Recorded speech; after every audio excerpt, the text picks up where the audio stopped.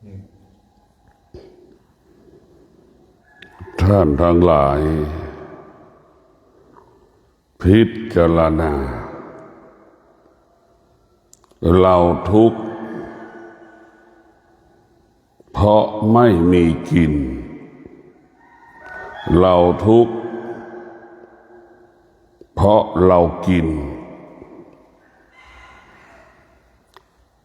ความทุกข์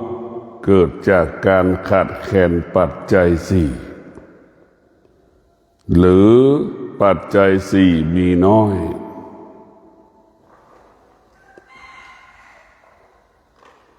กังวลใจกับปัจจัยสี่ที่มีอยู่ว่าเหลือน้อยพวกเราทั้งหลายมีมากก็ทุกข์มากมีน้อยก็ทุกข์น้อยเราต้องพิจารณาว่าความทุกข์มันเป็นพื้นฐานของชีวิตไม่มีใครไม่ทุกข์ไม่มีใครไม่ทุกข์ไม่มีท้ายสุดความทุกข์เป็นของธรรมดาความทุกข์เป็นของปกติความทุกข์เป็นสิ่งปกติของมนุษย์ที่มีปัญญามนุษย์ที่ขาดปัญญาก็ถือว่าทุกข์ทั้งหลายนี่เป็นอุปสรรคเป็นปัญหาต่อการพัฒนาจิตของเรากายของเราผู้ที่มีปัญญาจึงได้พิจารณา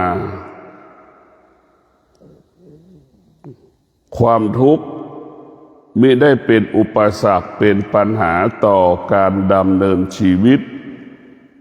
ในการบำเพ็ญเพียรทำความดีในการประกอบอาชีพผู้ที่มีปัญญาจึงได้พิจารณาว่าความทุกข์เป็นสิ่งที่เราสมมุติขึ้นทุกข์เพราะเราเข้าไปยึดติดมีมากก็เกิดความทุกข์ไม่มีก็เกิดความทุกข์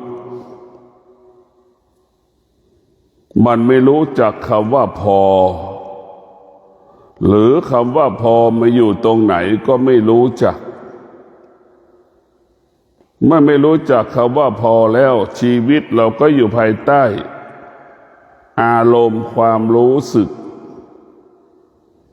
ที่มันเกิดตัณหาอยากได้อยากมีอยากเป็นมันเกิดตัณหา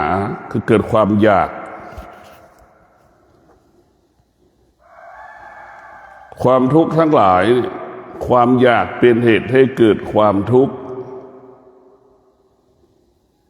ผู้ที่มีปัญญาจึงไม่ติดในสิ่งที่รู้ไม่ติดในสิ่งที่เห็นไม่ติดในสิ่งที่สัมผัสไม่ติดในความรู้สึกแต่พวกเราต้องพิจารณาผู้ที่มีปัญญาจึงอยู่เหนือสิ่งที่เราสัมผัสอยู่เหนือความรู้สึกอยู่เหนือความคิดความทุกข์จึงไม่เกิดจึงไม่มีสำหรับผู้ที่มีปัญญาความทุกข์มันเกิดหรือความทุกข์ที่มันมีหรือความทุกข์ที่มันประสบอยู่กับพวกที่ขาดปัญญาคนที่ขาดปัญญาจึงมีเหตุมีผลกับสิ่งต่างๆที่มันปรากฏเกิดขึ้นกับชีวิตของเรามีมากก็มีเหตุผล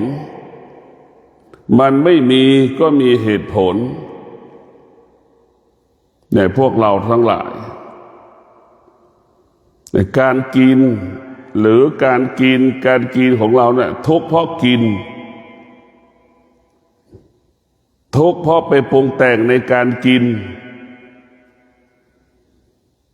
เราอยู่ตรงนี้วกไปวนมากับชีวิตของเราไม่มีใครสร้างความทุกข์ตัวเรานั่นแหละเป็นผู้สร้างความทุกข์ตัวเราเป็นผู้สร้างความทุกข์ความทุกข์ทั้งหลาย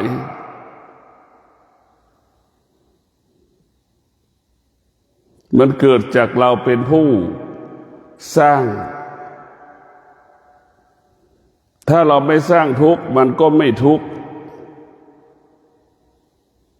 เราทุกข์เพราะเราสะสมสิ่งต่างๆเนี่ยไปสะสมสิ่งต่างๆที่มันมีอยู่เสื้อผ้าเป็นต้นเนี่ยสะสมเต็มหมดเครื่องอำนวยความสะดวกเต็มไปหมดนี่ไปสะสม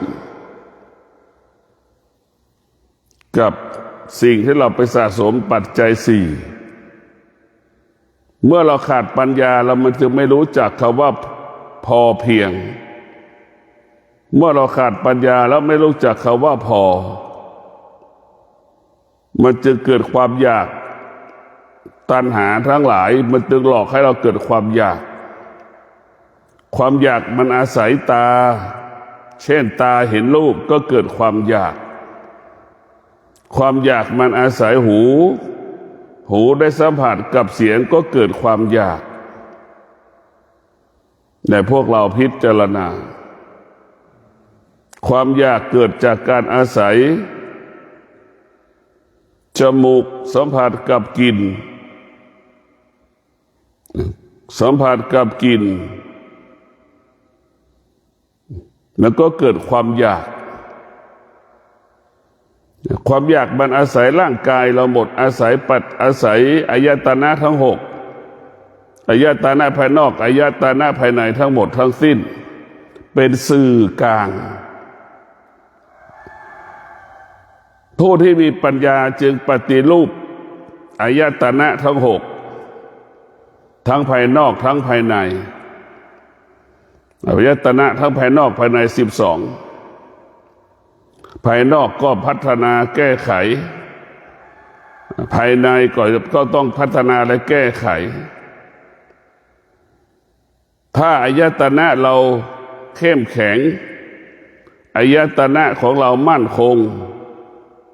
ในการรับรู้สึกพวกเราก็จะไม่มีคำว่าความทุกข์ทั้งหลายอาศัยตาอย่างเงี้ยที่มันประกอบอยู่ทุกวันทุกทั้งวันเพราะอาศัยหูอย่างเงี้ยทุกทั้งวันเพราะอาศัยปากอย่างนี้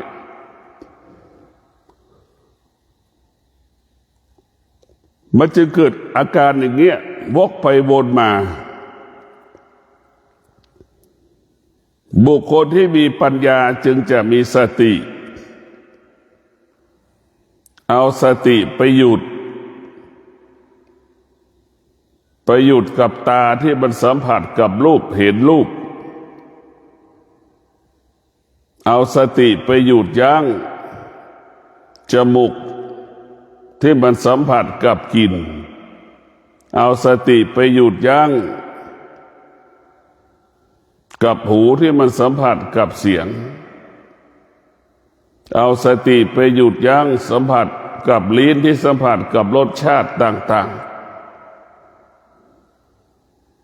นี่แหละพวกเราต้องมีสติในการดำเนินชีวิตแต่ชีวิตของเรานั้นมันต้องเป็นอิสระ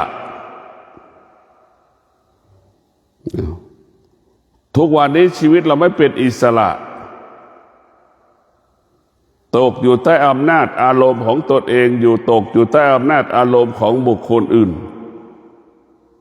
ตกอยู่ใต้ความคิดของตนเองตกอยู่ใต้ความคิดของบุคคลอื่น แต่พวกเราต้องพิจารณา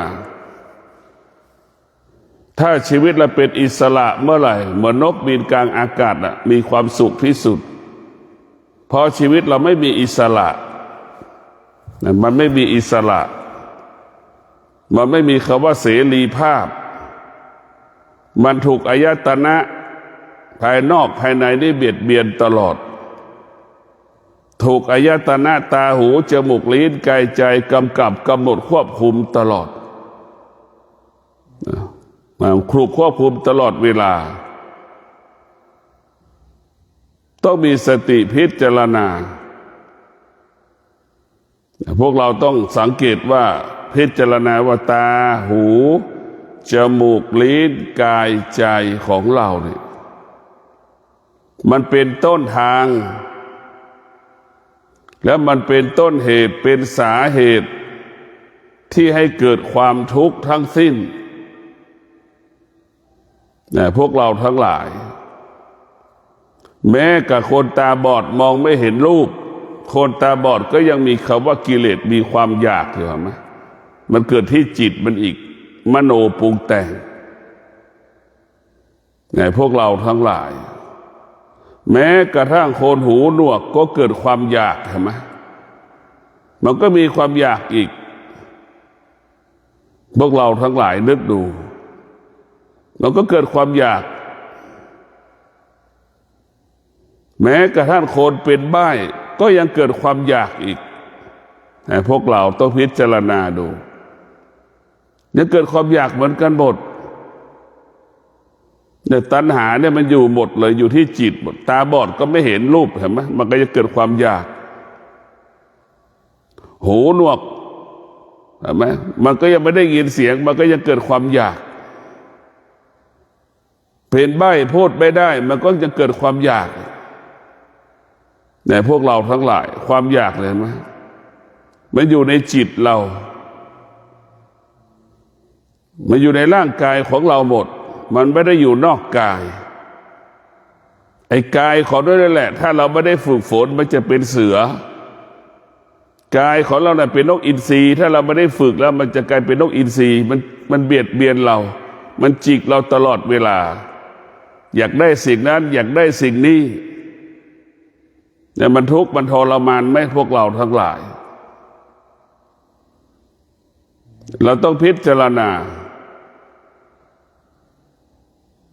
ว่าชีวิตของเรานั้นมันต้องได้รับการพัฒนาและแก้ไขโดยใช้สติปัฏฐานสี่นี่แหละมาพัฒนากายพัฒนาจิต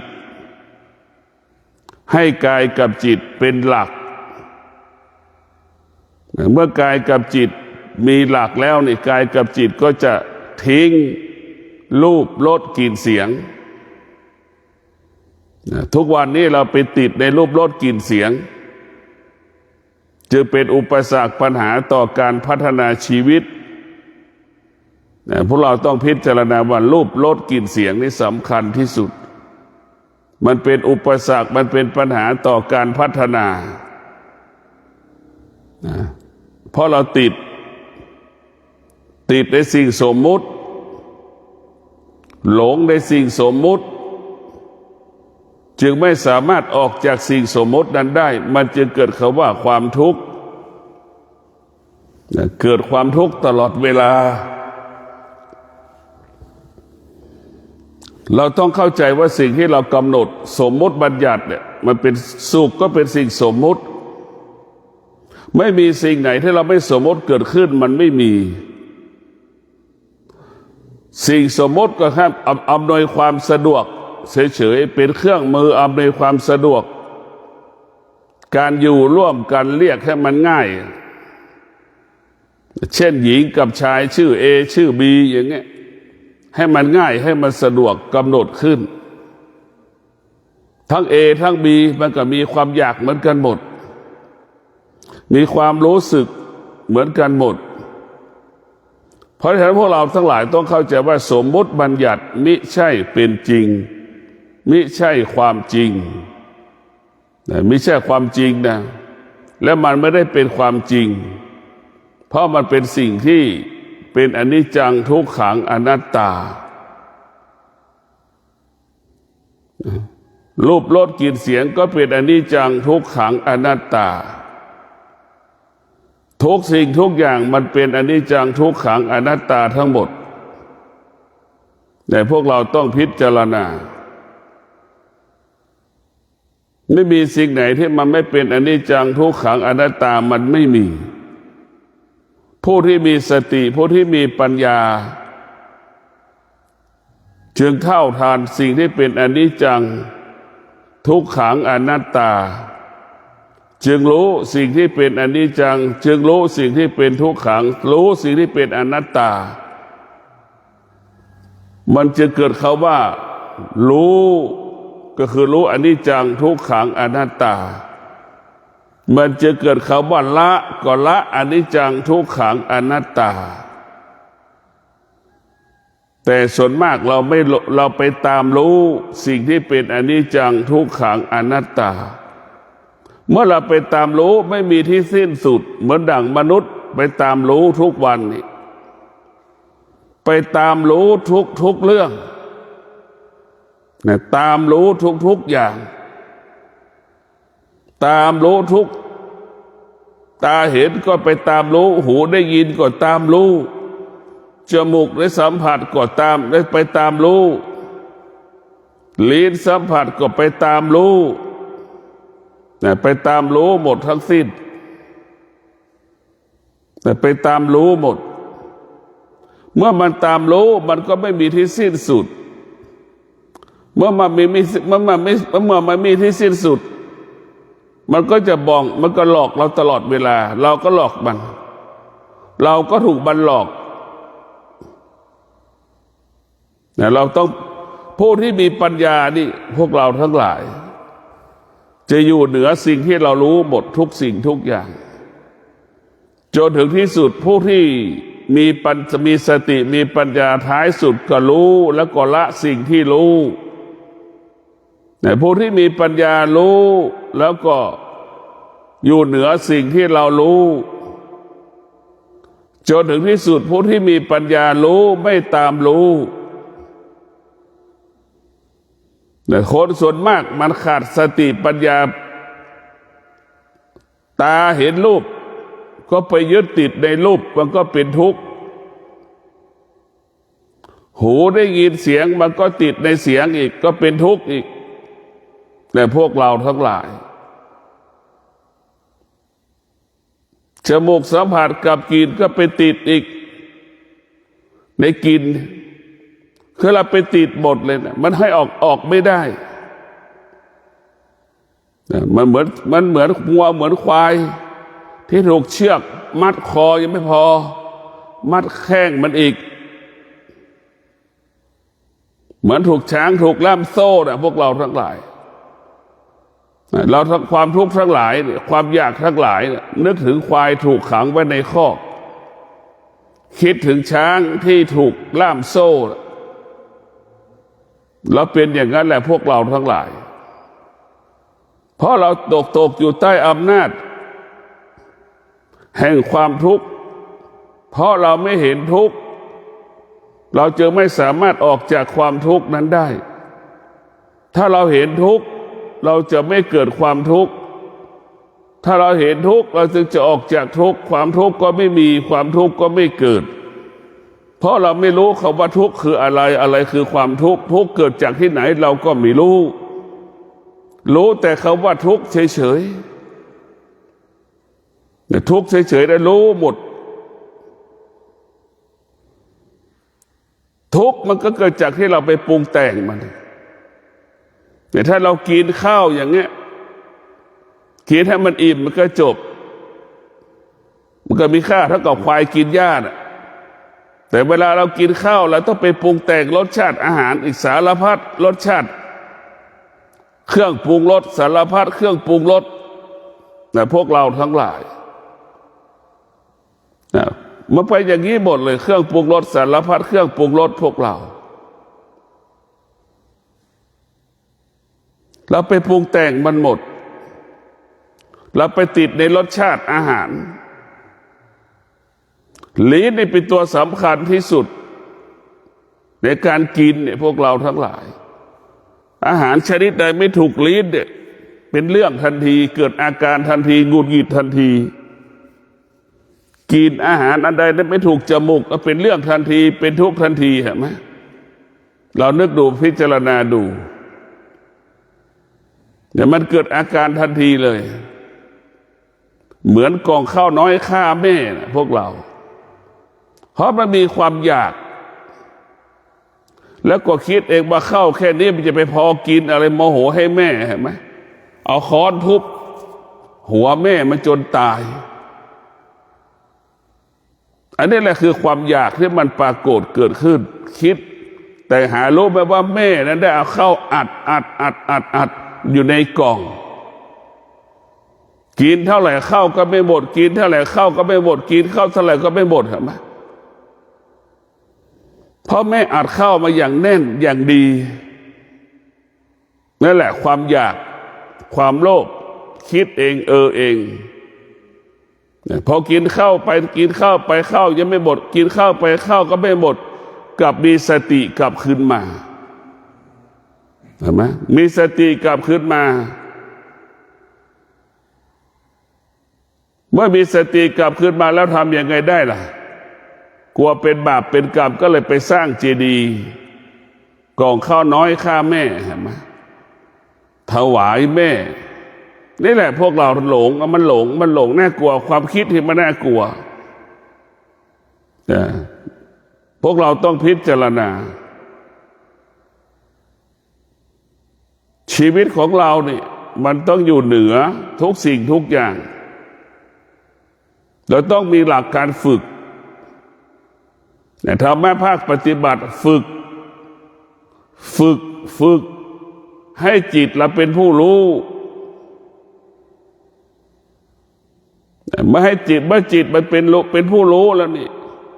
จิตมันก็จะรู้หลักสิ่งที่ควรรู้ก็คือสิ่งที่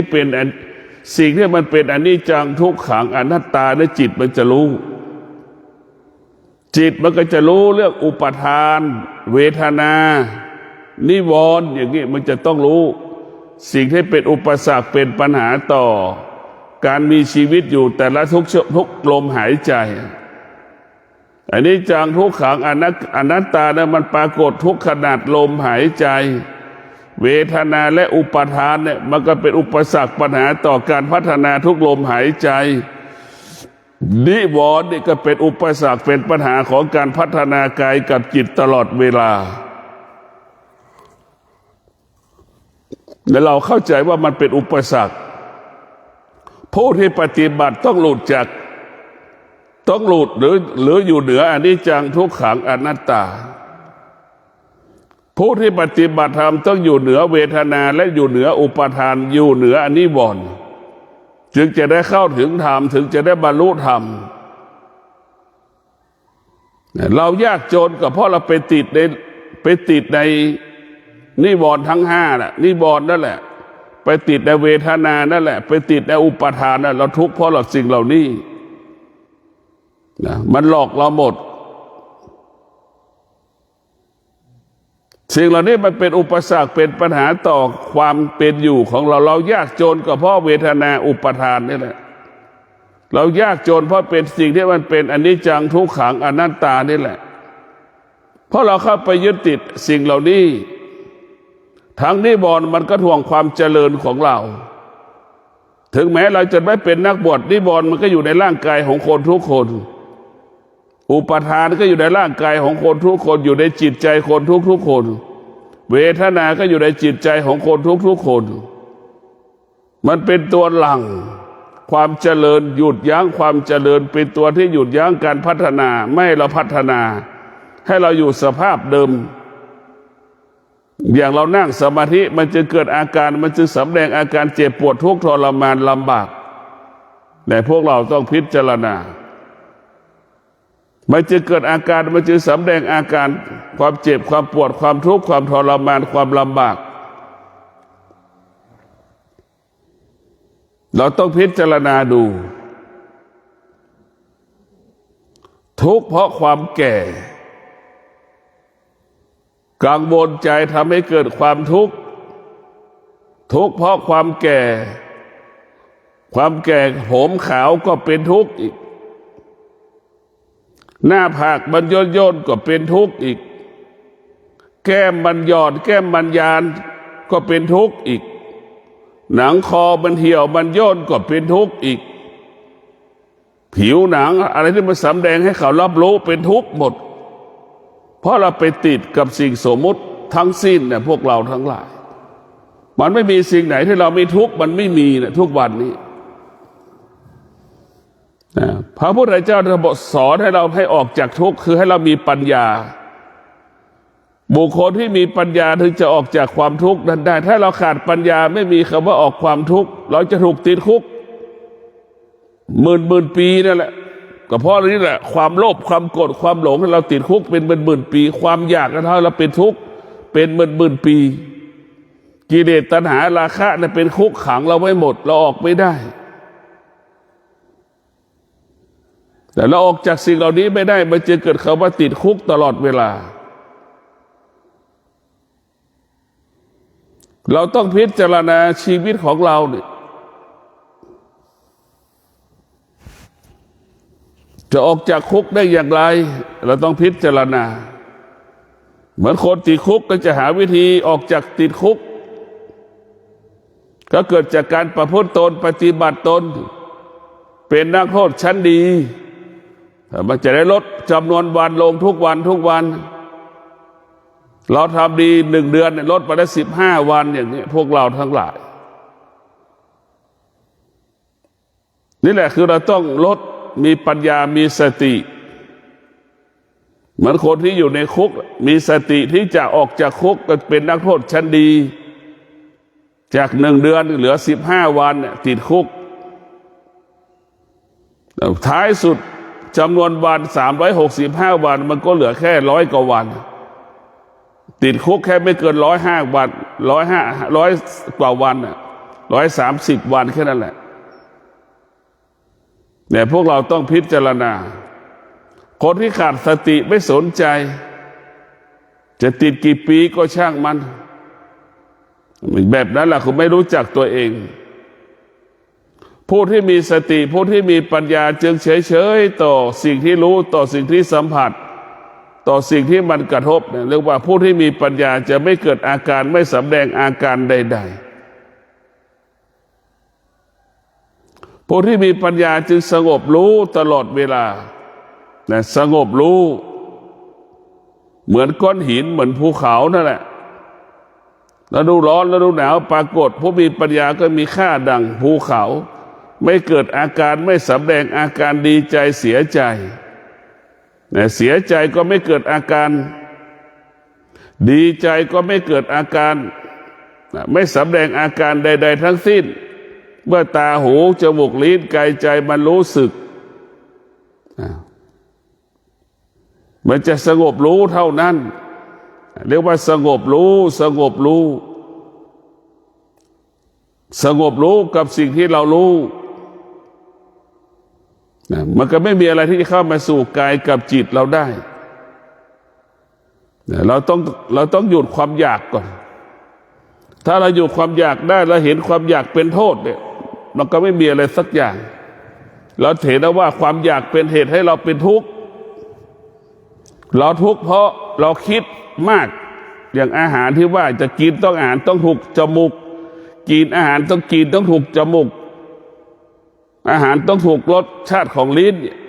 เราไปกินเราไม่ได้กินเพราะอิ่มนะส่วนมากเรากินเพื่ออิ่มเนี่ยเหมือนวัวเหมือนควายเรากินเพื่อให้มันอิ่มแต่เราไม่ได้กินเพื่ออิ่มกินเพื่อความสนุกสนานกินเพื่อรสชาติเราจึงทุกข์เพราะเราไปปรุงแต่งในการปรุงแต่งสารพัดปรุงแต่งชีวิตถ้ามนุษย์ทั้งหลายมีชีวิตดั่งควายนะก็จะสุขขนาดไหนหมูก็มีกินเอาไปย่างเนี่ยพอมีหมูก็ทำหาเครื่องปรุงเนี่ยมันก็เป็นทุกข์เพราะตรงนี้แหละ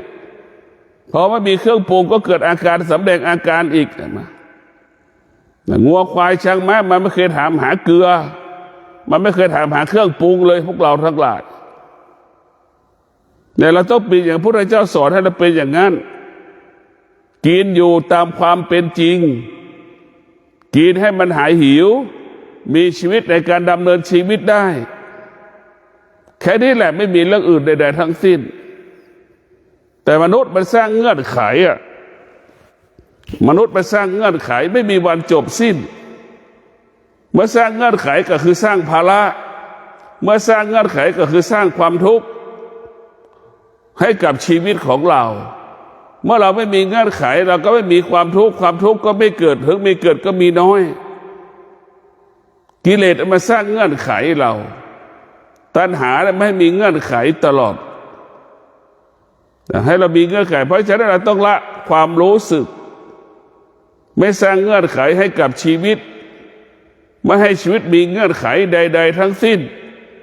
ชีวิตนั้นจะเป็นอิสระเมื่อเป็นอิสระไม่สุขไม่มีทุกข์ไม่มีพระพุทธเจ้าจะให้เห็นความทุกข์เป็นพระเอกความทุกข์เป็นพระเอกในคำสอนของพระพุทธเจ้า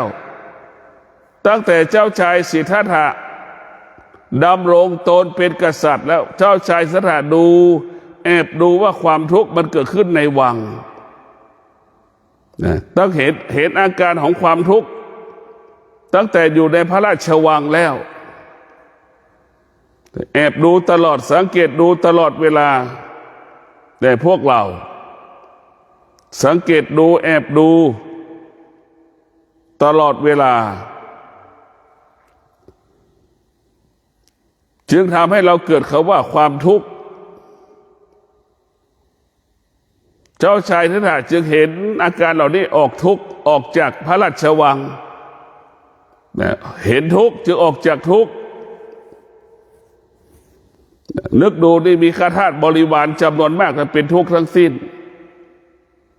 เมื่อออกจากกษัตริย์แล้วมีแต่เสื้อชุดเดียวและกางเกงชุดเดียวเท่านั้นมีแต่ชุดนักบวชเห็นไหมนี่แหละพระพุทธเจ้าถึงปลดเปลื้องเครื่องพันธนาการออกจากกายออกจากจิตมาเห็นได้พระพุทธเจ้าเนี่ยปลดเปลื้องออกให้หมดกลายเป็นนักบวช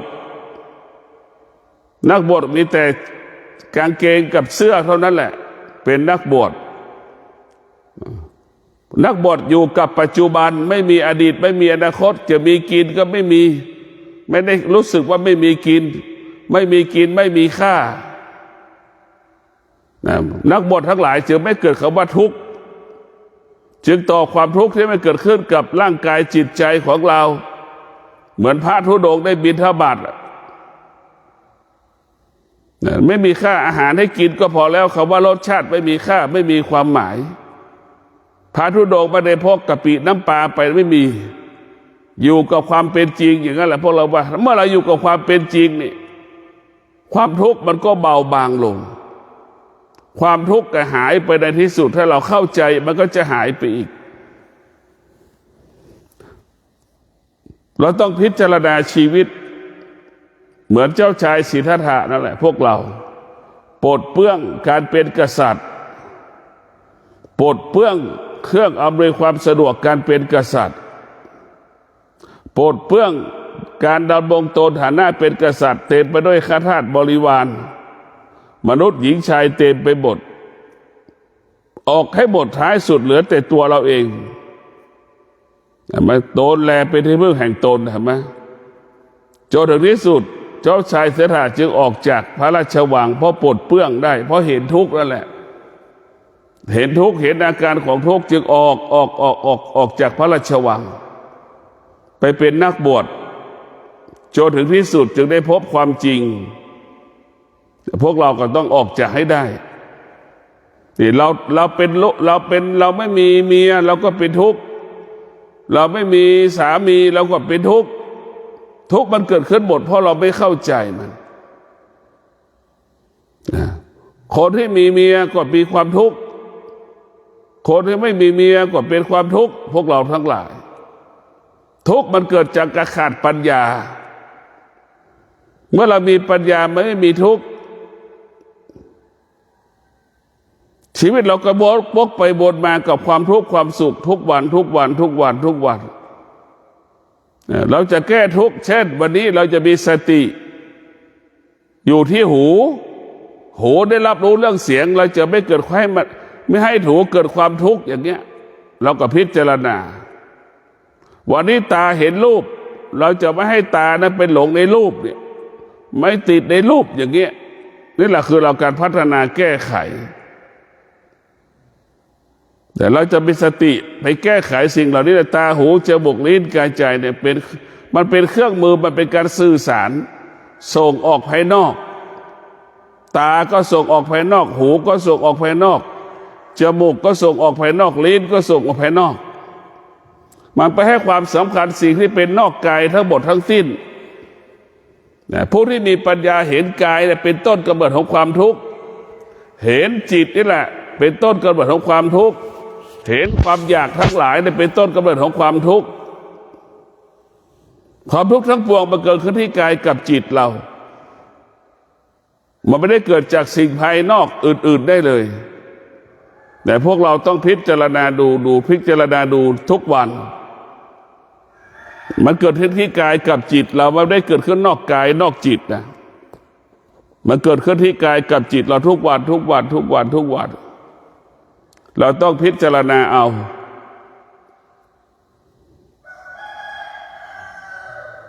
เรานึกดูเศรษฐีมันมีเงินจำนวนมาก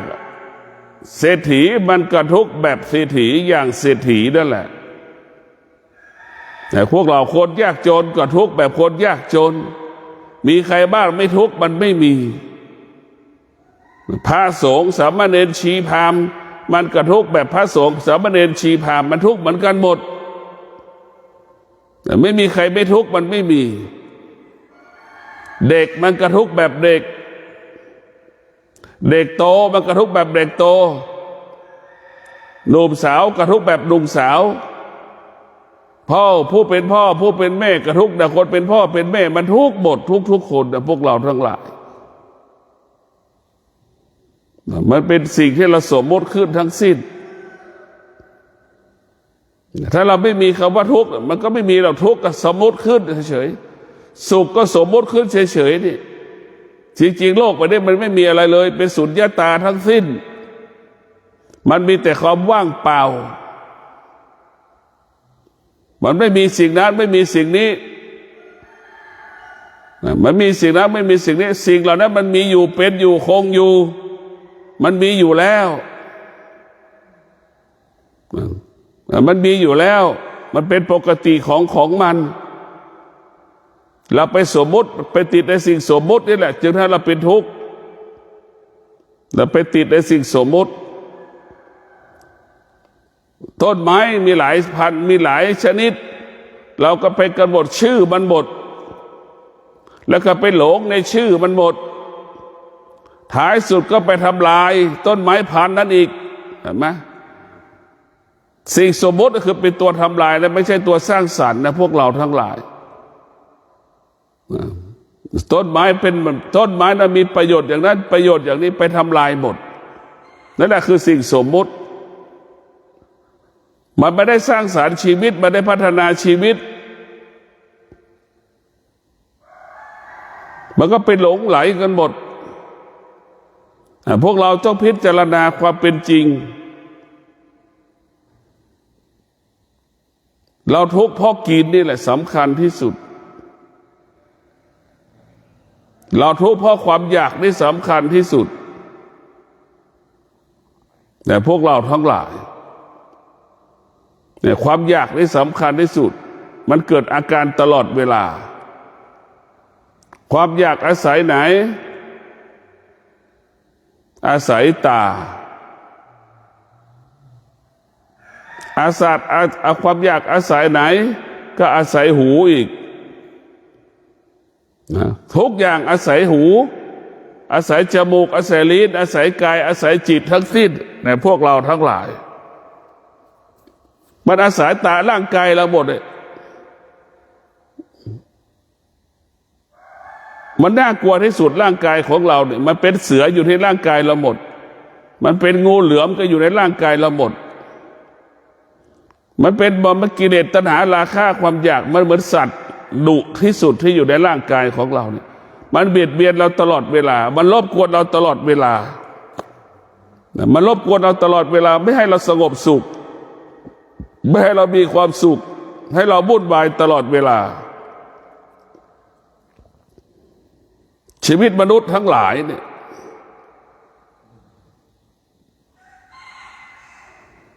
มันตกอยู่วัฏฏะสงสาร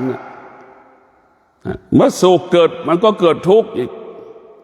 เมื่อทุกข์เกิดก็สุขเกิดอีกวกไปวนมาแบบนี้แหละมันไม่มีคำว่าพอดีในพวกเราทั้งหลายมันจะเกิดคำว่าทุกข์จะเกิดคำว่าสุขสุขก็ไม่มีทุกข์ก็ไม่มีเราไปกำหนดว่าสุขว่าทุกข์เท่านั้นเนี่ยพวกเราต้องพิจารณา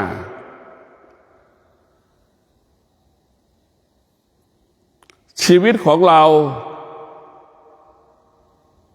มันไม่มีอะไรที่จะเกิดดีกว่าสุขทุกข์มันไม่มีเพราะเราไม่ได้ฝึกฝนก็อยู่ตรงนี้สุขกับทุกข์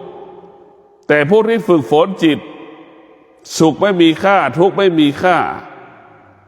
สุขไม่มีความหมายทุกข์ไม่มีความหมาย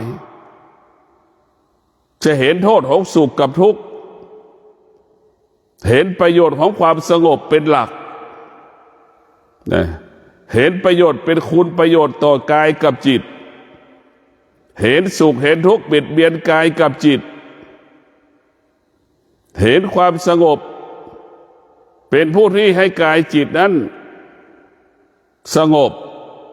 พวกเราทั้งหลายเห็นประโยชน์ของความสงบให้กายกับจิตสงบความสงบเป็นอาหารชนิดหนึ่งของกายกับจิตเป็นปุ๋ยชนิดหนึ่งของกายของจิตในความสงบในพวกเราต้องพิจารณาให้มากๆอย่างทีๆมันวกไปบนมาชีวิตของเรานี่มนุษย์ที่ปฏิบัติธรรมมนุษย์ที่ฝึกฝนจิตมนุษย์ที่อบรมจิตมันก็มีทุกข์แบบผู้ไม่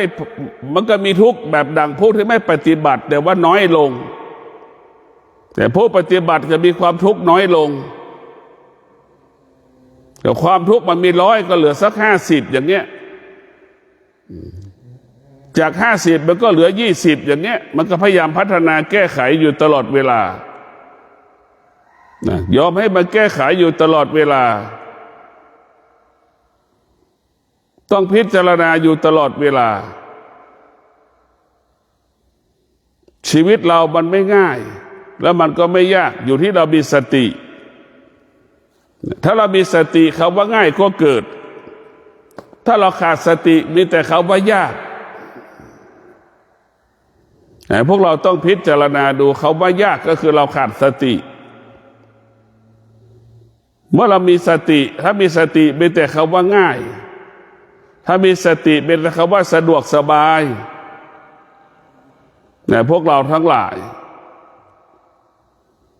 ตัวสติได้สำคัญที่สุดมันเป็นผู้กำหนดชีวิตเราสติเหมือนเป็นผู้ที่ถือท้ายเรือนั่นแหละพวกเราทั้งหลายสติเหมือนผู้ถือท้ายเรือสติเหมือนคนที่ขับเคลื่อนพาหนะขับรถขับเครื่องบินนั่นแหละชีวิตเราก็เปรียบเสมือนคนอยู่ในเครื่องบินชีวิตเราก็เหมือนคนอยู่บนเรือพวกเราทั้งหลายสติจึงขับเคลื่อนชีวิตเราให้บรรลุเป้าหมายได้ถ้าเราขาดสติก็มาเราหลงทางละเหมือนเรืออยู่กลางทะเลน่ะจะไปขวาก็ไม่รู้จะไปซ้ายก็ไม่รู้ตะวันตกตะวันออกทางไหนก็ไม่รู้แต่พวกเราทั้งหลายเราต้องพิจารณาสภาพจิตของเรานั้นตกอยู่ใต้อำนาจความรู้สึกที่เรารู้สึกตกอยู่ใต้อำนาจความรู้สึกที่เป็นผู้เบียดเบียนเราความกลัวทั้งหลายเนี่ยเป็นเบียดเบียนชีวิตเราทุกข์ทั้งหลายเกิดจากกายจากจิตให้เราเข้าใจนะกายกับจิตต้องอาศัยตาหูจมูกลิ้นกายใจตาหูจมูกลิ้นกายใจกายเป็นรากฐานของความทุกข์ของความสุข กายกับจิตจึงเป็นผู้เบียดเบียนชีวิตของเราเนี่ยพวกเราทั้งหลายกายกับจิตกลายเป็นผู้เบียดเบียนชีวิตของเราจึงทำให้ชีวิตเรานั้นลำบากก็เพราะกายกับจิตนี่แหละจึงฝากให้พวกเราได้เมตตาได้พิจารณาว่าความทุกข์ทั้งปวงเกิดจากกายกับจิตเกิดจากจิตที่ปรุงแต่งจึงทำให้เราเกิดความทุกข์สารพัดความทุกข์จึงขอความสุขสวัสดีจงเกิดแก่ท่านทั้งหลายท่านทั้งหลายเห็นทุกข์ออกจากทุกข์เห็นทุกข์ก็ให้พ้นจากความทุกข์ทุกวันนี้เราไม่เห็นความทุกข์เราจึงเกิดความทุกข์สุขเราก็ไม่เห็นไม่รู้จึงเกิดความสุขทุกข์เกิดขึ้นก็แก้ไม่ได้สุขเกิดขึ้นก็รักษาไม่ได้นี่แหละมนุษย์ที่ขาดปัญญามนุษย์ที่มีปัญญาไม่มีสุขไม่มีทุกข์สุขทุกข์ไม่มีค่าสำหรับมนุษย์ที่มีปัญญามนุษย์ที่มีปัญญาจะสงบรู้ต่อสิ่งที่เรารู้ทุกข์เกิดก็อยู่เหนือทุกข์สุขเกิดก็อยู่เหนือสุขมันจะเกิดคำว่าจิตรู้สิ่งใดให้ละสิ่งนั้นจิตรู้สิ่งใดให้อยู่เหนือสิ่งนั้นจิตรู้จิตไม่ตามรู้ขอเจริญพร